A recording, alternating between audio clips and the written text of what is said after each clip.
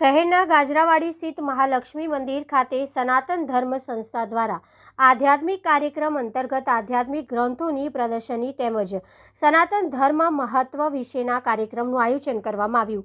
આજે અષાઢ સુદ પૂર્ણિમા અને ગુરુ પૂર્ણિમા છે, ત્યારે આ શુભ પાવન અવસર નિમિત્તે સનાતન સંસ્થા દ્વારા શહેરના ગાજરાવાડી સ્થિત પૌરાણિક મહાલક્ષ્મી મંદિર ખાતે આધ્યાત્મિક કાર્યક્રમ અંતર્ગત આધ્યાત્મિક વિષયોના ગ્રંથોની પ્રદર્શનીનું આયોજન કરવામાં આવ્યું। સાથે સાથે સાત્વિક પૂજા સામગ્રી તેમજ આપણા ઘરોમાં મંદિરોની રચના કેવી હોવી જોઈએ, કેવી રીતે પૂજા પ્રાર્થના કરવી તે અંગેનું પ્રદર્શનીનો કાર્યક્રમ યોજવામાં આવ્યો। સાથે જ સમાજ જીવનમાં આનંદ તથા અન્ય વિષય પર વ્યાખ્યાન પણ આયોજન કરવામાં આવ્યું હતું। સમગ્ર કાર્યક્રમ વિશે સનાતન સંસ્થાના શ્રીમતી અંશુ સંત દ્વારા વિસ્તૃત માહિતી આપવામાં આવી હતી।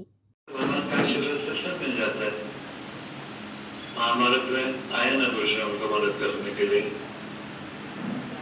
वैसे हम भक्ति नहीं करते, साधना नहीं करते और मन और बुद्धि से विचार कर होगा क्या, कितने लोग करेंगे ऐसा?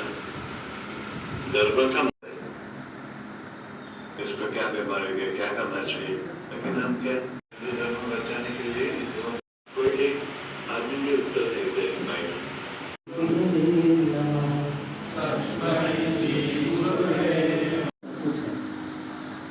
गुरु के बिना भक्ति नहीं।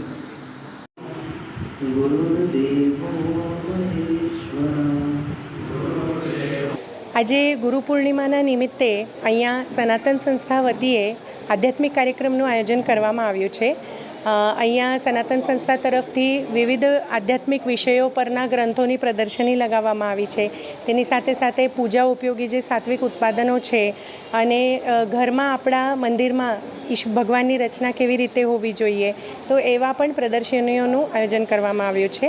એની સાથે આજે સમાજના લોકો માટે આપણે વ્યાખ્યાનનું આયોજન કર્યું છે, જેમાં આનંદી જીવન અને રામ રાજ્યની સ્થાપના માટે સાધનાનું શું મહત્ત્વ છે એ વિષય પર વ્યાખ્યાન કરવામાં આવશે।